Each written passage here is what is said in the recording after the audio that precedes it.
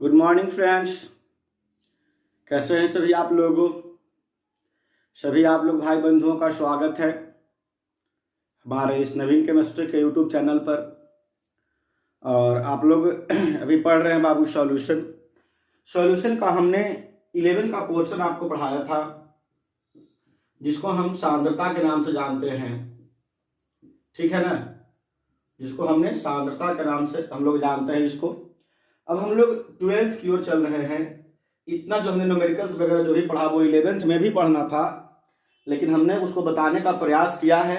और 11th में सही ढंग से न पढ़ने के कारण बहुत से बच्चों को इसके न्यूमेरिकल्स बनाने में प्रॉब्लम हुई थी। लेकिन मैं आपको विश्वास दिलाता हूँ कि जो हम लोग 12th के पोर्शन पढ़ रहे हैं वो इससे ज़्यादा ईजी है। जी हाँ, 12th का जो पोर्शन है वो 11th के पोर्शन से ज़्यादा ईजी है। क्यों? क्योंकि आसान है बाबू, समझना आसान है इसको। तो आइए हम लोग शुरू करते हैं। तो हमने आपको कहा था पिछले वीडियो में कि हम लोग अब पढ़ेंगे बाबू विलियता। क्या पढ़ेंगे बाबू? विलियता, जिसको हम लोग इंग्लिश में बोलते हैं बाबू सॉल्युबिलिटी। सॉल्युबिलिटी क्या बोलते हैं मेरे प्यारे साथियों? सॉल्युबिलिटी, है ना। तो लिख के आप लोग डैश दीजिए सॉल्युबिलिटी। न्यू टॉपिक सॉल्युबिलिटी लिखा जाए। किसी 100 ग्राम विलायक में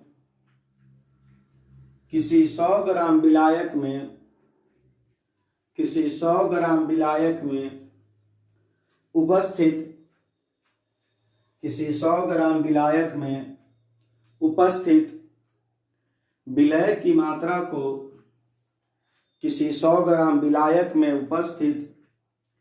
विलय की मात्रा को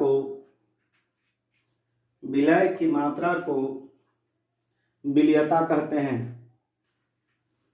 किसी 100 ग्राम विलायक में उपस्थित विलय की मात्रा को विलियता कहते हैं। विलय की मात्रा को विलियता कहते हैं। मेरे प्यारे साथियों, विलियता बराबर हमने विलियता को बाबू घुलनशीलता भी कहा जाता है, पता है ना आप लोगों को? विलियता को हम लोग क्या कहते हैं? घुलनशीलता। हिंदी में दो नाम है, इंग्लिश में इसको सॉल्युबिलिटी कहते हैं। क ख ग घ। घुलनशीलता दोनों एक ही चीजें हैं। बराबर विलय की मात्रा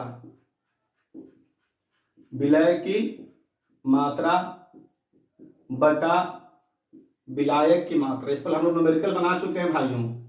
विलायक की मात्रा है ना, गुने 100। तो ध्यान रखिए, जो हम लोगों ने 11 क्लास के पोर्शन में सांद्रता पढ़ा था, तो सांद्रता में क्या था भाइयों? बताइए आप लोग, सांद्रता में क्या था? सांद्रता में था बाबू कि विलय की मात्रा बटे विलयन की मात्रा।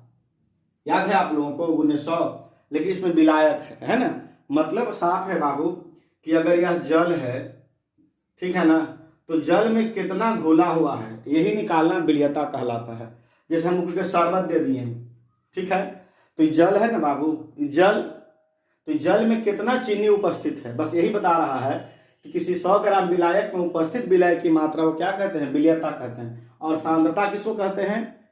ये विलायक में है, आई पूरा विलियन में है, बस यही अंतर है बाबू। किसी 100 ग्राम विलियन में उपस्थित विलय की मात्रा को विलियन की सांद्रता कहते हैं। अब फिर विलायक रह गया तो बाबू विलियता कहते हैं, है ना। इसका कोई मात्रक नहीं होता है, ध्यान रखिएगा आप लोग। तो ये फॉर्मूला हम लोग पहले से भी लिख चुके हैं, यहाँ पे लिख लीजिए, ज्यादा बेहतर रहेगा। और यह मात्रकहीन होता है ना। चलिए नीचे लिखिए। विलियता 3 प्रकार के होते हैं। विलियता 3 प्रकार के होते हैं। लिखिएगा पहला, ठोस की द्रव में विलियता।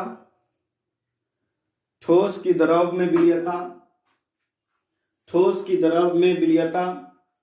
दूसरा लिखिए, गैस की द्रव में विलियता। और तीसरा लिखिए, द्रव की द्रव में विलियता।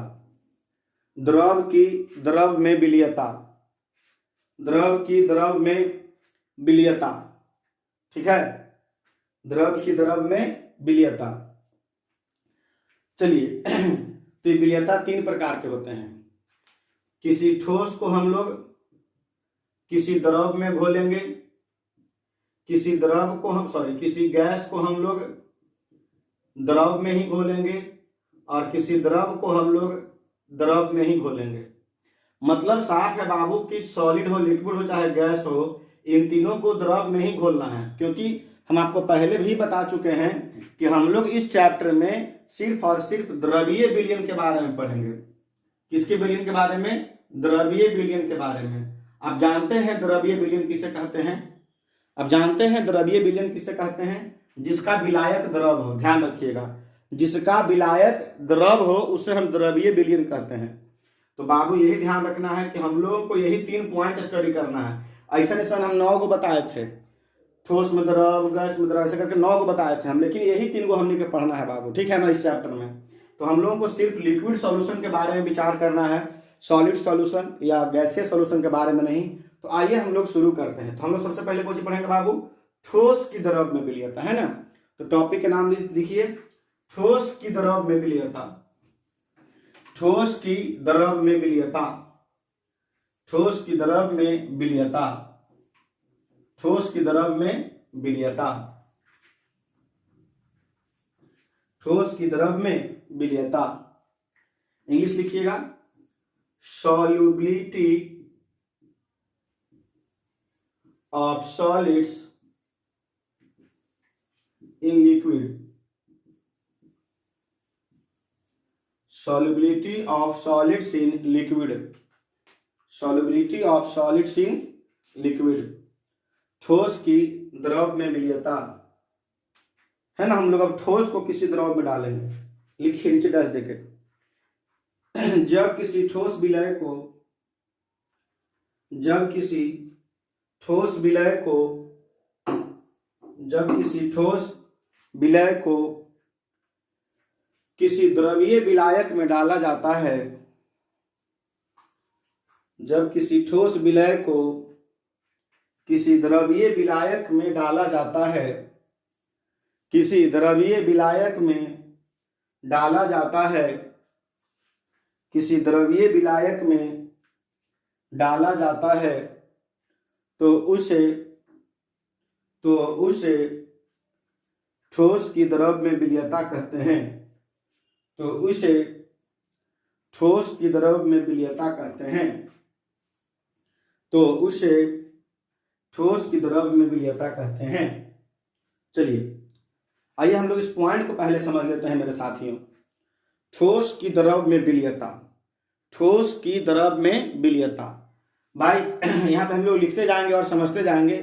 थोड़ा सा भी लिखाने पर बच्चे लोग बोलने लगते हैं कि सर बहुत ज़्यादा लिखाते हैं। भाई जहाँ पे लिखना है वहाँ तो मैं लिखाऊंगा ही ना, है ना, वो तो जरूरी है ना।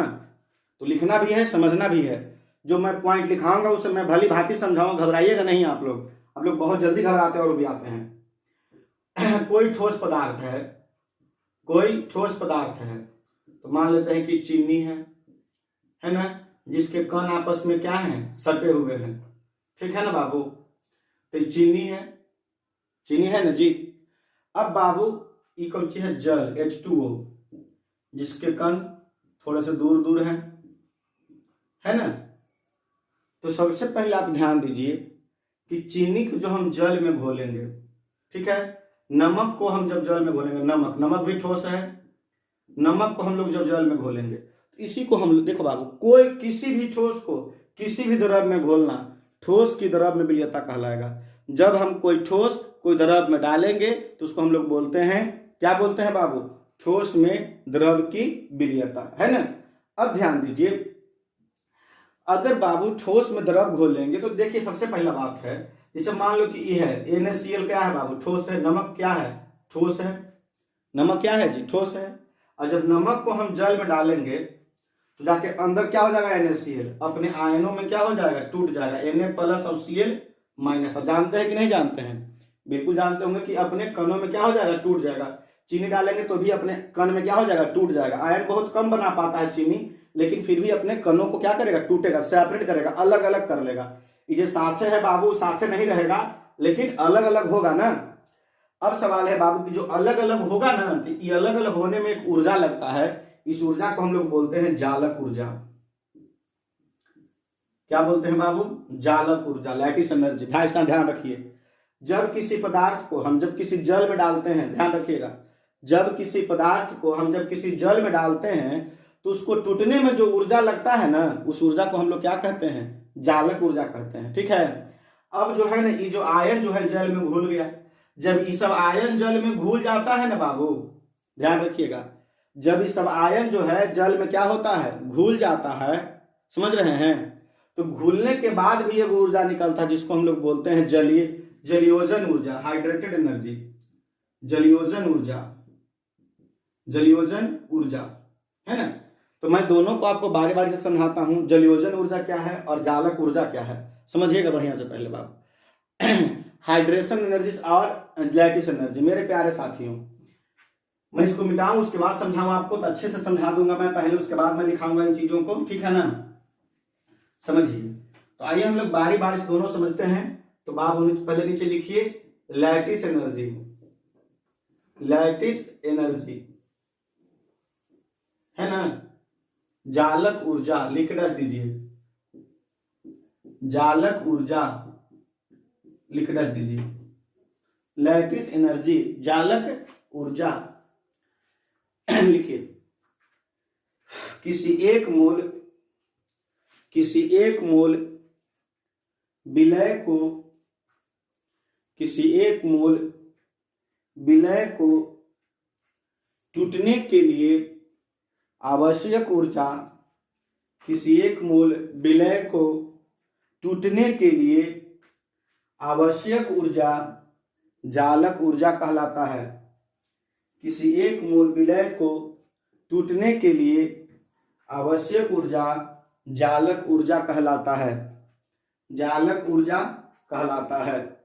मेरे प्यारे साथियों, NaCl, दुनिया का कोई भी पदार्थ एक मोल होता है, जितना भी रहे वो एक के मोल है। NaCl माने नमक है ना, चीनी, शुगर है, शुगर और मीठा है। मीठा समझते हैं आप लोग जी, मीठा गांव में मीठा होता है, जौन चीनी के रस जो होता है ना, गन्ना का रस, उसी गन्ना के रस से मीठा भी बनता है, जिससे हम लोग खीर बनाते हैं। और चीनी, मीठा चीनी में अंतर समझ में आता ना, जिसको हम लोग गुड़ भी कहते हैं गांव में, या गुड़, ठीक है ना, ध्यान रखिएगा। अब बाबू बात यहाँ पर ये है ना, ये तीनों एग्जाम्पल हम काहे लिए हैं वो समझिए। अब इस सब को हम डालेंगे जल में बारी बारी से, समझिएगा खाली बढ़िया से बाबू, खाली समझना है बढ़िया से। जैसे ही हम आपको समझा के बंद करेंगे, आपको लगेगा कि नहीं हमको समझ में आ गया कि जालक ऊर्जा किसे कहते हैं, ठीक है ना। बस आप हमारे साथ बने रहिए, और जिस तरह से आप सपोर्ट करते रहे हैं, बस सपोर्ट करते रहिए, सहयोग करते रहिए। अपने भाइयों, जो भी आपके रिलेटिव में मौसा हैं, मौसी हैं, फूफा हैं, चाचा हैं, जो भी आपके रिलेटिव में 12th क्लास में पढ़ने वाले स्टूडेंट्स हैं, उन लोगों को शेयर कीजिए और बताइए कि चलो एक टीचर हैं जो हम लोग को बिल्कुल फ्री ऑफ कॉस्ट पढ़ा रहे हैं, और अच्छा उनको लगेगा। लेकिन कोई भी पढ़े तो शुरू से पढ़ें, ऐसा नहीं कि बीच में घुस के पढ़ने लगे, तो फिर मजा नहीं आएगा। तो बता रहा था कि NaCl, क्या बाबू, NaCl को अगर हम जल में डालेंगे, NaCl को हम जल में क्या करेंगे, डालेंगे। जैसे ही NaCl को जल में डालेंगे तो क्या टूटेगा बाबू, Na+ और Cl-। बताओ टूटा ना, तो बताओ ऐसी टूट गया ही। इसको तोड़ने के लिए कुछ न कुछ ऊर्जा लगा होगा बाबू। आप लोग अगर 11th क्लास पढ़े होंगे तो आपको पता होगा कि इसमें कौन सा बंधन रहता है, NaCl अपने आयनों से बना हुआ बंधन रहता है, जिसको हम लोग कौन सा बंधन बोलते हैं, कौन सा आकर्षण बल इसमें रहता है। बंधन का नाम है आयनिक बंधन, और आकर्षण बल कौन सा रहता है जी, वैद्युत स्थैतिज आकर्षण बल, जो एक मजबूत आकर्षण बल है। इन दोनों के बीच, Na और Cl के बीच एक मजबूत आकर्षण बल, वैद्युत स्थैतिज बल का प्रयोग होता है मेरे साथियों। अब जब वैद्युत स्थैतिज बल का प्रयोग होता है, तो जैसे ही हम जल में डालते हैं तो Na अलग, Cl अलग, सब एकदम अलग अलग हो जाता है, टूट जाता है। जल में जाते ही तो वहां पे कुछ न कुछ तो बल लगा, न कुछ ऊर्जा हुआ प्रयोग। उस ऊर्जा को हम लोग क्या करते हैं, जालक ऊर्जा कहते हैं, ठीक है ना। तो ऐसे ही जैसे ही हम लोग नमक को जल में डालते हैं, अपने अपने आयनों में टूट जाता है। जैसे ही हम लोग चीनी को जल में डालते हैं, अपने अपने आयनों में टूट जाता है, फटफट टूट जाता है ना। तो चीनी में तो आयन ज्यादा रहता नहीं है, लेकिन फिर भी टूटता है, उसके जो पार्टिकल्स है वो अलग अलग हो जाते हैं, जो कण है। अब मीठा के बारे में बात करते हैं। जैसे ही मीठा को आप जल में डालते हैं तो भाई जल्दी नहीं घुलता है मीठा, ध्यान रखिएगा बाबू। मीठा जो है वो जल्दी नहीं घुलता है, उसको क्या करना पड़ता है, आप घोरिया जल्दी घुलेगा नहीं। लेकिन अगर मीठा को पानी में डाल के उसको गर्म कर दीजिएगा ना, हीट दे दीजिएगा ना बाबू, तो मीठा बड़ा जल्दी घुलता है। होली में वगैरह में कोई कोई पर्व त्योहार होता है तो मम्मी लोग पुआ बनाती है ना, आपको पता है। जब पुआ बनता है तो जब मम्मी लोग मीठा उठा घोरती हैं, देखिएगा कुछ मीठा ऐसा हो तो जो जल्दी घुलता नहीं है, तो नहीं घुलता तो क्या करते हैं, गर्म पानी में उसको घोलते हैं। आपको पता है गर्म करने से क्या होता है? पता है आपको गर्म करने से क्या होता है? जैसे ही गर्म करते हैं ना बाबू, जैसे ही किसी पदार्थ को हम लोग क्या करते हैं, गर्म करते हैं, तो कणों के बीच की दूरी क्या होती है, बढ़ने लगती है। कणों के बीच की दूरी क्या होती है, बढ़ने लगती है। जो कण आपस में सटे हुए रहते हैं वो कण के बीच की दूरी क्या होता है, बढ़ जाता है। तो खाली मीठे गर्म होता है, अरे जल भी तो गर्म होता है, तो इसका कण के बीच की दूरी भी क्या हो गया, बढ़ने लगा। और गर्म होते होते दोनों कण के बीच की दूरी लगभग एक समान दूरी पर आ जाता है। कण गर्म होते हुए तो दोनों चीज तो आराम से वलयकरण का हो गया, घुल गया। समझ गए ना? तो ये बहुत जरूरी है। तो भाई कभी कभी अगर जालक ऊर्जा कम जाता है, इस पदार्थ के पास उतना जालक ऊर्जा नहीं है, तो हम लोग अलगे से क्या देते हैं, ऊष्मा देते हैं, और उसकी जालक ऊर्जा को क्या करते हैं, बढ़ा देते हैं, है ना। तो बाबू जालक ऊर्जा क्या हुआ, ऊष्मा क्षेपी हुआ कि ऊष्मा शोषी हुआ? बताइए आप लोग, ऊष्मा क्षेपी किसको कहते हैं, जो ऊष्मा देता है। जालक ऊर्जा ऊष्मा देता है नहीं, तो आप ऊष्मा ले रहा है ना। तो उसी लाइन में लिख लीजिए, एक लाइन जोड़ के लिखिए उसी लाइन में।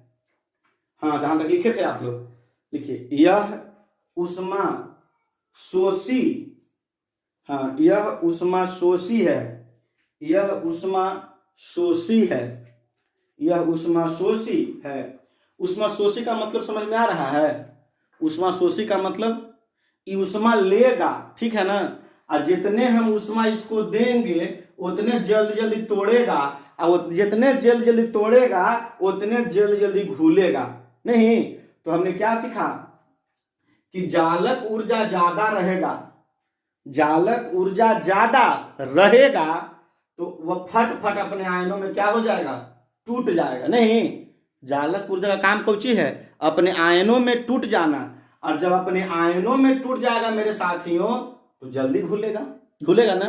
तो जिसके पास जालक ऊर्जा ज्यादा होता है वो अपने आयन में जल्दी टूटता है, और अगर किसी के पास जालक ऊर्जा कम रहता है तो हम लोग उसको क्या करते हैं, ऊर्जा देते हैं, हिट देते हैं कि नहीं तो अपना जालक ऊर्जा बढ़ाओ।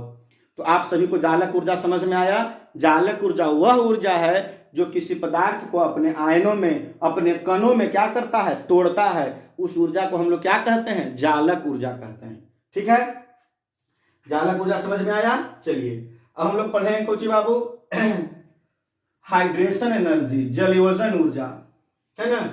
Hydration energy, HYDRATION, hydration energy, जल योजन ऊर्जा, जल योजन ऊर्जा, जल योजन ऊर्जा, हाइड्रेशन एनर्जी, जल योजन ऊर्जा।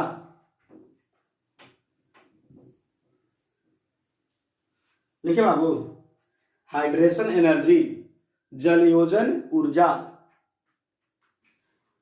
जल योजन ऊर्जा लिखा है।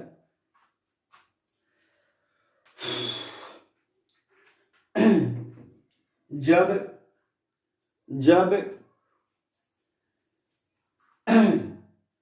जालक ऊर्जा की सहायता से, जब जालक ऊर्जा की सहायता से आयन या कण जल में घुलते हैं, जल में घुलते हैं, तो उससे एक ऊर्जा उत्पन्न होती है, तो उससे एक ऊर्जा उत्पन्न होती है, उससे एक ऊर्जा उत्पन्न होती है जिसे जलयोजन ऊर्जा कहते हैं, जिसे जलयोजन ऊर्जा कहते हैं, जलयोजन ऊर्जा कहते हैं, जलयोजन ऊर्जा कहते हैं।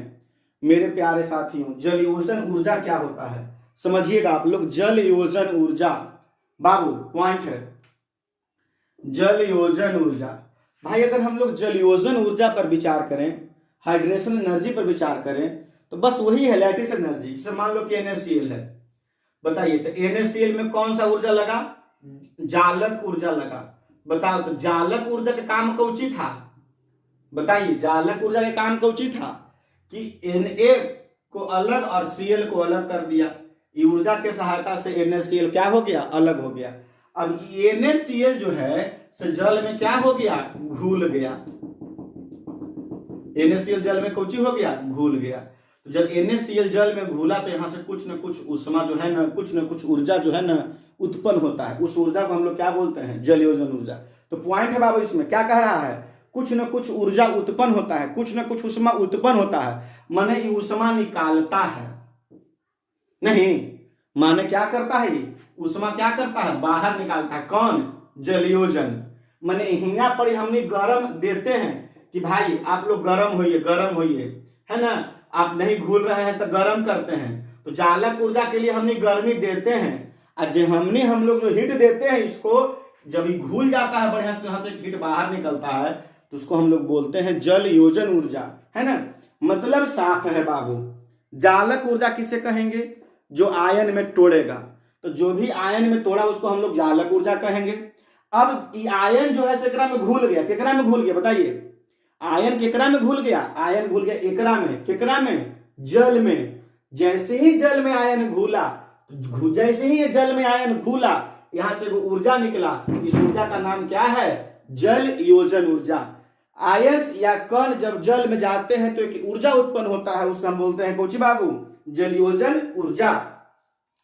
तो बाबू अब अच्छे से ध्यान रखिएगा कि कह रहा है कि ऊर्जा उत्पन्न होता है, उष्मा उत्पन्न होता है। तो भाई जो उष्मा देता है उसको हम लोग उष्मा क्षेपी कहते हैं। तो उस लाइन में लिख लीजिए, यह उष्मा क्षेपी है, यह उष्मा क्षेपी है, यह उष्मा क्षेपी है ना, यह उष्मा क्षेपी है, उष्मा क्षेपी है। बाबू उष्मा क्षेपी का मतलब क्या हुआ पता है आपको? उष्मा देने वाला। और उष्मा शोषी का मतलब क्या हुआ? उष्मा लेने वाला, है ना। तो बाबू अच्छे से ध्यान रखिएगा कि अगर उष्मा क्षेपी कोई क्रिया हो रहा है, ठीक है ना, अगर कोई उष्मा क्षेपी क्रिया हो रहा है तो उष्मा क्षेपी का मतलब क्या हो रहा है समझिएगा। एक बात और ध्यान रखिए बढ़िया से आप लोग, तो समझ ही लिए, लेकिन वो पॉइंट अभी हमको याद आ गया। उष्मा क्षेपी, बताइए उष्मा क्षेपी किसको कहते हैं? जौन उष्मा देता है। अब उष्मा शोषी किसको कहते हैं? जौन उष्मा लेता है ना, जिसको हम उष्मा देते हैं, हम लोग उष्मा देते हैं, उसको हम लोग उष्मा शोषी कहते हैं। अब बताओ कि कोई उष्मा क्षेपी है, कोई उष्मा क्षेपी है मतलब उष्मा दे सकता है, तो अगर हम हीट देंगे नहीं, ओकरा हम हीट देंगे तो खराबे ना हो जाएगा। वो तो पहले ही से कह रहा है कि हमारा भी ज्यादा हीट है, हम आओ तुमको उष्मा देंगे, है ना। तो यहाँ भी बहुत बड़ा ऑब्जेक्टिव है मेरे साथियों, बहुत बड़ा ऑब्जेक्टिव है। पहला ऑब्जेक्टिव कि जालक ऊर्जा है क्या? जालक ऊर्जा है क्या? बताइए मेरे साथियों। तो जालक ऊर्जा, ध्यान दीजिएगा, जालक ऊर्जा एक ऊर्जा है जो कणों को क्या करता है? तोड़ता है, ठीक है। अब बताओ जालक ऊर्जा ज्यादा है, किसी पदार्थ का जालक ऊर्जा क्या है? ज्यादा है, फट से कण तोड़ दिया। और बताइए उसका जलयोजन ऊर्जा कम है। जलयोजन समझ रहे हैं? जल में घुलने वाला जो क्षमता है वो कम है, जल में घुलने वाला जो क्षमता है वो कम है, वहां से ऊर्जा कम निकल रहा है। तो भाई ऐसा में जो कंडीशन में रहेगा तो वो अविलय रहेगा। ये आप अच्छे से ध्यान रखिएगा, समझिएगा। मैं फिर समझा दे रहा हूं, जिसका जालक ऊर्जा ज्यादा रहेगा और जलयोजन ऊर्जा क्या रहेगा? कम रहेगा, तो बाबू वह अविलय रहेगा, जल्दी वो चीज घुलने वाला नहीं है। लेकिन अगर किसी का जालक ऊर्जा कम है और जलयोजन ऊर्जा ज्यादा है, तो आप अच्छे से याद रखिएगा कि वो बड़ा आराम से विलय हो जाएगा। काहे विलय हो जाएगा? जल योजन, उसमें जल में घुलने की क्षमता ज्यादा है। जैसे मैं एग्जांपल लूं, समझिएगा, H2O क्या बाबू? H2O जल है और मीठा, मीठा के पास जालक ऊर्जा कम है। मीठा अपन मन से जो है जल में जल्दी घुल नहीं पाता है बाबू, है ना। लेकिन जैसे ही हम इसको जल में डालते हैं तो खुद से ही घुलना शुरू कर देता है ना। जब खुद से घुलना शुरू करता है तो हम लोग देखते हैं कि नहीं घुल रहा है, हम लोग को देख के लगता है कि जल्दी टूटेगा नहीं, लेकिन टूटने लगता है, तब उसको हम लोग हीट करते हैं तो आराम से घुल जाता है। तो आप अच्छे से ध्यान रखिएगा, ऑब्जेक्टिव बहुत बड़ा ऑब्जेक्टिव है। एक ऑब्जेक्टिव और है, क्या है ऑब्जेक्टिव? जालक ऊर्जा क्या है? जालक ऊर्जा क्या है? उष्मा क्षेपी है, उष्मा शोषी है। जालक उष्मा शोषी है। जालक ऊर्जा बढ़ाने के लिए हम लोग उष्मा देते हैं। और जलयोजन क्या है बाबू? लिखवाया है हमने दोनों की परिभाषा में। जलयोजन क्या है? उष्मा क्षेपी है। ये उष्मा शोषी है और ये उष्मा क्षेपी, ये भी ऑब्जेक्टिव है। अब एक पॉइंट और यहां पे आ गया, क्या आ गया कि अगर कोई पदार्थ उष्मा क्षेपी है, उष्मा क्षेपी माने कोई उष्मा दे सकता है, अपने अंदर से हीट बाहर निकाल सकता है, तो जरा बताएंगे आप मेरे साथियों, ध्यान दीजिएगा, जरा बताएंगे आप कि उसको हम हीट देंगे कि नहीं देंगे? नहीं देंगे। अगर हम हीट देंगे तो उसका विलेयता क्या हो जाएगा? घट जाएगा, है ना। विलेयता क्या हो जाएगा? घट जाएगा। जैसे मैं एग्जाम्पल लूं, चूना, CaO, नाम तो सुना ही होगा, नाम सुना है आप लोगों ने, चूना। अब बताइए कि जब जैसे ही जल में इसको डालते हैं हम लोग घर में बाबू, कभी कभी, अब तो भाई सेम आ गया है, जमाना बदल गया है, पहले ना चूना से पेंट होता था। आज भी दुकान में, अपने गांव में दुकान होगा तो लोग खैनी खाते हैं तो चूना खाते हैं ना जी साथ में। तो चूना जब डालते हैं, ध्यान से देखिएगा, चूना डाल के आप लोग भी, वहां से ना उष्मा बाहर निकलता है। उष्मा बाहर निकलने का मतलब क्या है बता सकते हैं आप लोग? कि उष्मा क्षेपीय अभिक्रिया हो रहा है। तो हम क्या इसको गर्म करेंगे? नहीं। जब गर्म करेंगे तो जल्दी घुलवे नहीं करेगा। तो मतलब साफ है, जेकरा में उष्मा निकल रहा है, जेकरा भी उष्मा ज्यादा है ओकरा हम उष्मा नहीं देंगे, और जेकरा भी उष्मा कम है ओकरा हम उष्मा देंगे। क्लियर? क्लियर है ना आप लोग? मैं फिर समझा देता हूं, जिसके पास उष्मा ज्यादा, जैसे बाबू फिर एग्जांपल लेता हूं मैं, Na2SO4 है ना, KNO3, ये सब ऐसे पदार्थ हैं। अब भाई वैसा एग्जांपल तो है नहीं जिसको आप कर सकते, आपके घर में होगा नहीं। ये एक ऐसा पदार्थ है जो जल में जल्दी घुलता नहीं है बाबू। इसको हम लोग उष्मा देते हैं तब जाकर जल में क्या होता है? घुलता है। इसको हम लोग हीट करते हैं जाकर जल में घुलता है। अब बताइए, जब हीट दे रहे हैं, इसको हम हीट दे रहे हैं, इसका मतलब क्या है? अगर इन लोग को हम हीट दे रहे हैं, इसका मतलब क्या है? हीट देने का मतलब हुआ कि उष्मा क्षेपी हुआ, सॉरी उष्मा शोषी हुआ, तो इसको हम हीट दे रहे हैं। तो हीट देंगे तो क्या होगा? घुलेगा बढ़िया से, है ना। अगर हीट देंगे तो क्या होगा? जल्दी घुलेगा नहीं। तो बस यही बात ध्यान रखना है कि जो उष्मा क्षेपी है, उष्मा क्षेपी मतलब जो उष्मा बाहर निकाल रहा है, उसको उष्मा देने की आवश्यकता नहीं है, और जो उसको उष्मा चाहिए उसको उष्मा देंगे तो ज्यादा फायदा होगा, है ना। तो नीचे स्टार देके लिख लीजिए, इसको भी लिख लीजिएगा आप लोग, इसको भी लिख लीजिएगा, बढ़िया से स्क्रीनशॉट ले लीजिए, लिखिए स्टार देके। उष्मा क्षेपी पदार्थ, उष्मा क्षेपी पदार्थ ताप बढ़ाने से विलेयता घट जाता है। उष्मा क्षेपी पदार्थ का लिखिएगा, उष्मा क्षेपी पदार्थ का ताप बढ़ाने से विलेयता घट जाता है। उष्मा क्षेपी पदार्थ का ताप बढ़ाने से विलेयता घट जाता है। उष्मा क्षेपी पदार्थ का ताप बढ़ाने से विलेयता घट जाता है। ताप बढ़ाने से विलेयता घट जाता है, जबकि उष्मा शोषी का ताप बढ़ाने से विलेयता बढ़ जाता है। जबकि उष्मा शोषी का ताप बढ़ाने से विलेयता बढ़ जाता है। विलेयता बढ़ जाता है। मैं एक बार फिर आपको सारांश बता दूं, बस यही समझिए आप लोग कि NaCl एक पदार्थ है जिसको हम तोड़ेंगे, तो इसको तोड़ने के लिए कुछ न कुछ ऊर्जा चाहिए। उस ऊर्जा को हम लोग बोलते हैं जालक ऊर्जा, सीधा भाषा में जालक ऊर्जा। तो ये NaCl, Na+Cl- अपने आयनों में टूट के तैयार है। अब जल में इस घुलेगा कि नहीं घुलेगा? जब जल में घुलेगा तो उसके लिए भी कुछ न कुछ ऊर्जा चाहिए, है ना। जैसे ही जल में घुलेगा तो यहाँ एक उष्मा उत्पन्न होगा, इसके अंदर एक उष्मा उत्पन्न होगा। उस उष्मा को, उस ऊर्जा को हम लोग क्या बोलेंगे? जल योजन ऊर्जा। जल योजन ऊर्जा। तो जल योजन ऊर्जा माने जल में घुलने वाली ऊर्जा। तो सिंपल बात यही समझिए बाबू कि अगर जल में घुलने वाली ऊर्जा ज्यादा रहेगा तो जल्दी घुल जाएगा, सीधा बात यही है। इसीलिए जालक ऊर्जा से ज्यादा होना चाहिए जल योजन ऊर्जा, तभी बाबू जल्दी घुलेगा। सीधा बात यही समझिए, ठीक है। आगे चलते हैं हम लोग। अब एक प्रश्न लिखिए तो बाबू, एक प्रश्न लिखिए लिखा जाए, एक प्रश्न लिखिए। ठोस की द्रव में विलीयता को, ठोस की द्रव में विलीयता को प्रभावित करने वाले कारकों का वर्णन करें। ठोस की द्रव में विलीयता को प्रभावित करने वाले कारकों का वर्णन करें। ठोस की द्रव में विलीयता को प्रभावित करने वाले कारकों का वर्णन करें। प्रभावित करने वाले कारकों का वर्णन करें। प्रभावित करने वाले कारकों का वर्णन करें। वर्णन करें।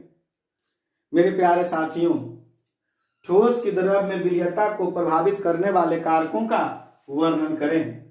माने जब किसी ठोस को हम द्रव में घोलेंगे तो कौन कौन कारणों से प्रभावित हो सकता है। आंसर लिखिए, लिखिए इसके निम्नलिखित कारण है। आंसर लिखिए बाबू, इसके निम्नलिखित कारण। लिखिएगा पहला प्रकृति, पहला लिखिएगा बाबू प्रकृति, जिसको हम लोग नेचर कहते हैं। प्रकृति, नेचर, प्रकृति लिखिएगा।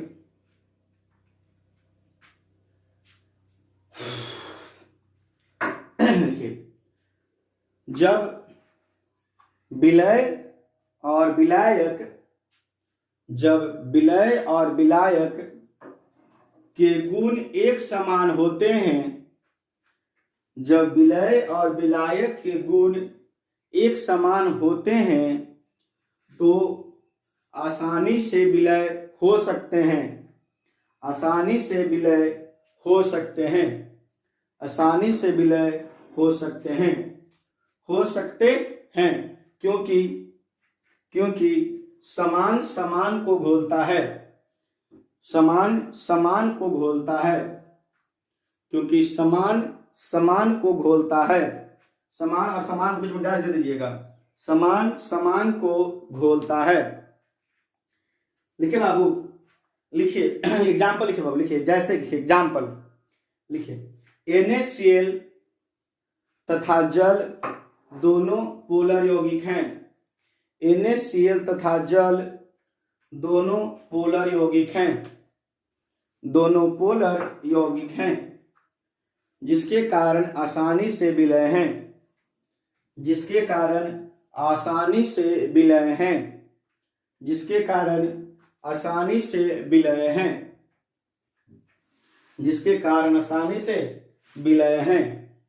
भाई आप जानते हैं, पहले से मैं समझा चुका हूं आप लोगों को कि NaCl पोलर है। मैंने बताया था आप लोगों को, कहीं ना कहीं जरूर बताया है। NaCl पोलर क्यों है? क्योंकि अपने आयनों में टूट जाता है। तो जो भी पदार्थ अपने आयनों में टूट सकता है उसको हम लोग क्या बोलते हैं बाबू? पोलर बोलते हैं। क्या बोलते हैं? पोलर।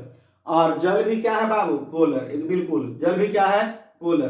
तो ये भी पोलर, ये भी पोलर, दोनों के दोनों पोलर। तो हम जानते हैं कि समान समान को घोलता है। मतलब पहला शर्त यह है कि भाई दोनों पदार्थ के गुण एक समान होना चाहिए। ई पोलर तो यहू पोलर, ई नॉन पोलर तो यहू नॉन पोलर, तब आराम से घुल सकता है। तो प्रश्न भी यही कहता है कि आप बताइए कि किन किन कारणों से प्रभावित होता है। क्या रहेगा तो जल्दी घुलेगा, क्या नहीं रहेगा तो जल्दी घुलेगा, है ना। हर बात पर हम लोग विचार करेंगे, ठीक है। तो आपको पहला पॉइंट समझ में आया, मैं फिर समझा देता हूं। प्रकृति, प्रकृति का मतलब होता है नेचर। नेचर को हम लोग गांव देहात की भाषा में कहते हैं लक्षण। न बोलते हैं क्या फलाना के नेचर कैसे जानित नहीं, हम ऐसे लोग बोल देते हैं गांव में। तो फलाना के नेचर, नेचर माने कौन चीज? लक्षण। तो NaCl का नेचर कैसा है? पोलर। जल का नेचर कैसा है? पोलर। समान दोनों में गुण हो गया ना बाबू, समान समान को घोलता है। सुगर, सुगर माने चीनी, चीनी ठोस है, इसमें भी हाइड्रोजन बॉन्ड है और H2O में भी हाइड्रोजन बॉन्ड है। तो कई ऐसा नहीं कि सिर्फ माने पोलरे पोलरे गुण है, वो कई प्रकार के गुण है। मतलब ओकरा से हमारा नहीं है, मतलब है कि एकरा में जो गुण है सो गुण एकरा में है कि नहीं है। दोनों में गुण बराबर है तो आराम से घुल सकता है, ठीक है। दूसरा लिखिए बाबू, दूसरा लिखिए लिखा जाए दूसरा पॉइंट। ताप, टेम्परेचर। ताप, टेम्परेचर। टेम्परेचर, है ना, ताप टेम्परेचर लिखा जाए। ताप बढ़ाने से ठोस की द्रव में विलयता बढ़ती है। ताप बढ़ाने से ठोस की द्रव में विलयता बढ़ती है। ठोस की द्रव में विलयता बढ़ती है क्योंकि कणों के बीच की दूरी बढ़ जाती है। क्योंकि कणों के बीच की दूरी बढ़ जाती है। क्योंकि कणों के बीच की दूरी बढ़ जाती है। बढ़ जाती है। मेरे प्यारे साथियों, अगर हम लोग टेम्परेचर पर विचार करें, ताप पर विचार करें, तो आइए देखते हैं हम लोग थोड़ा सा टेम्परेचर के बारे में। आपको अभी कुछ देर पहले ही बताए थे कि कोई पदार्थ ऐसे शुगर है, ठीक है ना, तो शुगर को हम लोग जो चीनी है अगर हम लोग जल में डालते हैं तो आराम से घुल जाता है। घुल जाता है कि नहीं घुल जाता है? जरूर घुलता है। लेकिन ऐसा घुलता है कब? जब 1 लीटर पानी है और 250 ग्राम चीनी है। नहीं, 250 ग्राम से बढ़ा के हम कर दिए 2.5 किलो, ठीक है ना। अब पनिया उतने हैं, 1 लीटर के 1 लीटर, एकरा में कोई चेंजिंग नहीं है। अब बताइए कैसे घोलिएगा? तो घोलने के लिए क्या चाहिए? टेम्परेचर चाहिए। टेम्परेचर बढ़ाने से क्या होगा? इसका जालक ऊर्जा बढ़ेगा, जल्दी जल्दी अपने आयनों में क्या हो जाएगा? टूट जाएगा, है ना। तो टूटेगा तो आराम से घुल जाएगा। तो भाई ताप बढ़ाएंगे तो बाबू टूटेगा अपने कण में और आराम से घुलेगा। रसगुल्ला का जो शीरा होता है वो ऐसे ही बनाया जाता है कि चीनी ज्यादा रहता है, पानी कम रहता है, उसको गर्म करते हैं तो फिर अपने आयनों में टूट जाता है और घुल जाता है, ठीक है ना। तो अच्छे से ध्यान रखिएगा। चलिए दूसरा पदार्थ, तीसरा लिखिए बाबू। कुछ बाबू, दाब, प्रेशर, है ना, प्रेशर, दाब, प्रेशर लिखा जाए। दाब, प्रेशर लिखिए। ठोस या द्रव दोनों अस्पर्शनीय हैं। दोनों अस्पर्शनीय हैं, है ना, अर्थात इन्हें दबाया नहीं जा सकता है। अतः दाब का कोई प्रभाव नहीं है। अतः दाब का कोई प्रभाव नहीं है। दाब का कोई प्रभाव नहीं है। दाब का कोई प्रभाव नहीं है। मेरे प्यारे साथियों, अगर हम लोग दाब के बारे में विचार करें तो क्या आप ठोस को दबा सकते हैं? बहुत बेसिक सा बात है बाबू। ठोस को नहीं दबाया जा सकता और नहीं द्रव को दबाया जा सकता है। बहुत से बच्चे सोचेंगे सर द्रव को तो दबा ही सकते हैं। जी नहीं। आप जो देखें सिरिंज, सुई देने वाला, उसमें क्या कीजिए कि पानी भर के अब आगे से लगा के अंगूठा, जैसे सुई है ना ये, एक में पानी भर के आगे से अंगूठा इसे लगा दीजिए, ऐसे से चापिएगा तो चमकता है। जी हाँ, द्रव को नहीं दबा सकते हैं। न द्रव को दबा सकते हैं न ठोस को दबा सकते हैं। न द्रव दबेगा न ठोस दबेगा। जब कोई दबे नहीं करेगा तो दाब का क्या प्रभाव होगा? इसलिए दाब का कोई प्रभाव नहीं है। किस पर? द्रव और ठोस पर। इसलिए इसकी विलयता पर दाब का कोई महत्व नहीं है। दाब का कोई प्रयोग ही नहीं होगा।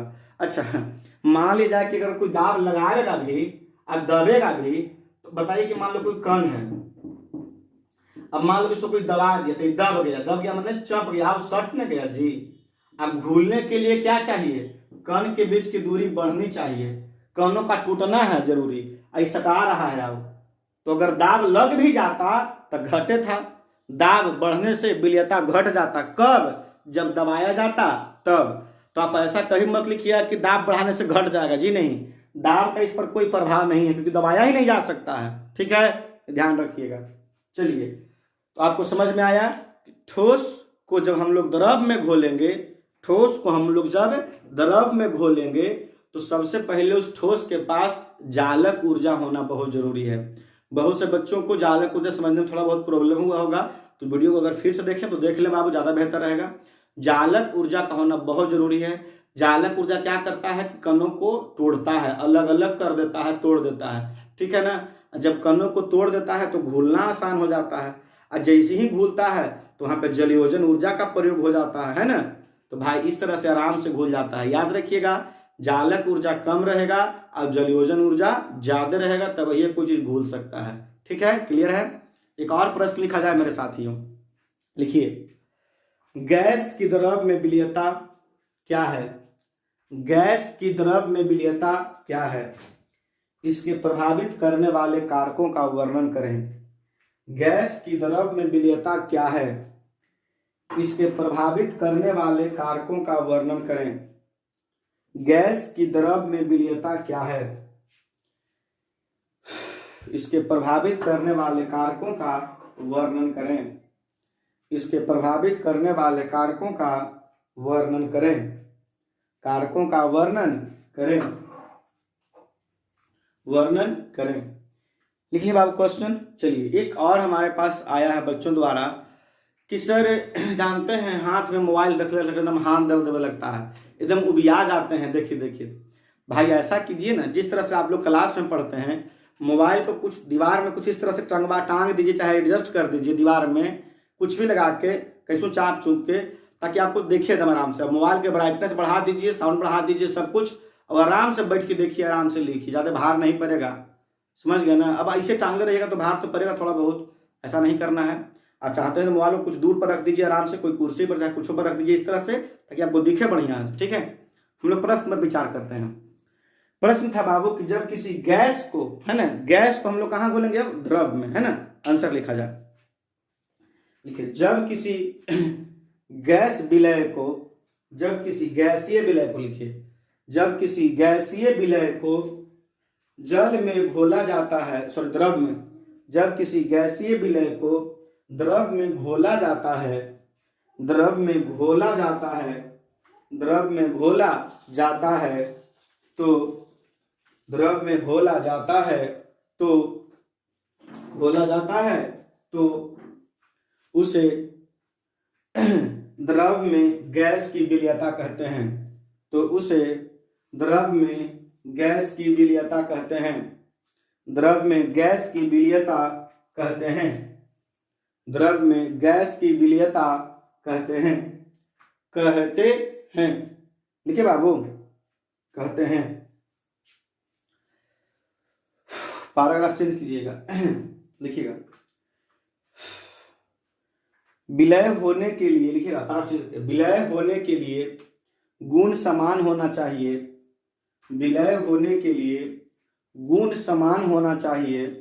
गुण समान होना चाहिए, कौमा, ताप बढ़ाने से, ताप बढ़ाने से, ताप बढ़ाने से विलीयता घटेगी, जबकि दाब बढ़ाने से बढ़ेगी। जबकि दाब बढ़ाने से बढ़ेगी। जबकि दाब बढ़ाने से बढ़ेगी। जबकि दाब बढ़ाने से क्या होगी बाबू? बढ़ेगी। बस 2 मिनट में समझ लीजिए आप लोग। गैस, आपको पता है ना, गैस के कण बहुत दूर दूर होते हैं मेरे साथियों। गैस के कण बहुत दूर दूर होते हैं। ये गैस के कण, ठीक है ना, ये जो है किसके कण है बाबू? गैस के कण है। ठीक है, अभी जो गैस के कण है, अभी द्रव के कण है। किसके कण है बाबू? द्रव के कण है। अब बताइए बाबू, बेचारा कैसे भूलेगा? एकदम कण तो दूर दूर है। तो भाई अगर कोई गर्म कर देगा, बताओ, गर्म करने से क्या होगा जी? कण के बीच की दूरी आओ बढ़ जाएगा, तो आओ भूल जाएगा, नहीं भूलेगा। तो भाई अभी आपने सीखा, मैंने पहले तो कुछ देर पहले बताया था कि किसी पदार्थ को गर्म करते हैं तो कण के बीच की दूरी बढ़ता है, और 2 पदार्थों को घुलने के लिए ये जो दूरी देख रहे हैं ना, दूरी, ये कण के बीच की दूरी बहुत ज्यादा है, इसमें बहुत कम है। तो ये कम से कम इसके लगभग लगभग ले आवेंगे हम लोग, है ना। तो कैसे ले आवेंगे? इस पर प्रेशर देंगे। कुछ देंगे बाबू? प्रेशर देंगे, चापेंगे इसको और चाप के ग्राम डाल देंगे, है ना। वो देखें कोल्ड ड्रिंक्स के बोतल, कोल्ड ड्रिंक्स के बोतल, कोल्ड ड्रिंक्स के बोतल, वो जो कोल्ड ड्रिंक्स का बोतल होता है उसमें CO2 गैस जानबूझ के भरा रहता है, एकदम चाप के कस के एकदम सील कर देता है उसको बोतलवा के, और जैसे ही आप खोलते हैं तो फट से CO2 बाहर निकलता है ना। तो बाबू ध्यान रखिएगा कि कोई पदार्थ हो और किसी पदार्थ में उसको विलय करना हो तो पहला गुण होना चाहिए नेचर, दोनों का जो गुण है वो बराबर होना चाहिए। दूसरा गुण बाबू टेम्परेचर, टेम्परेचर बढ़ावेंगे तो क्या होगा? तो भाई एकरा में टेम्परेचर बढ़ावेंगे तो क्या होगा? कण के बीच की दूरी आओ बढ़ जाएगा, तो जल्दी घुलेगा नहीं एकरा में। और प्रेशर, एकरा में प्रेशर देने से बाबू हो सकता है। प्रेशर एकरा पर देंगे, एकरा पर नहीं, क्योंकि जल पर कोई प्रेशर नहीं दे सकता है। जल दबे नहीं करे, दबे से फायदा कुछ होगा, है ना। तो अब जल दबेगा, सॉरी गैस दबेगा और विलय होगा, गैस दबेगा और विलय होगा, है ना। तो इसी के संबंध में एक हेनरी नामक वैज्ञानिक थे, तो हेनरी नियम हम लोग पढ़ेंगे। हेनरी नामक वैज्ञानिक ने कुछ कहा है गैस को जो हम लोग द्रव में घोलते हैं, ठीक है।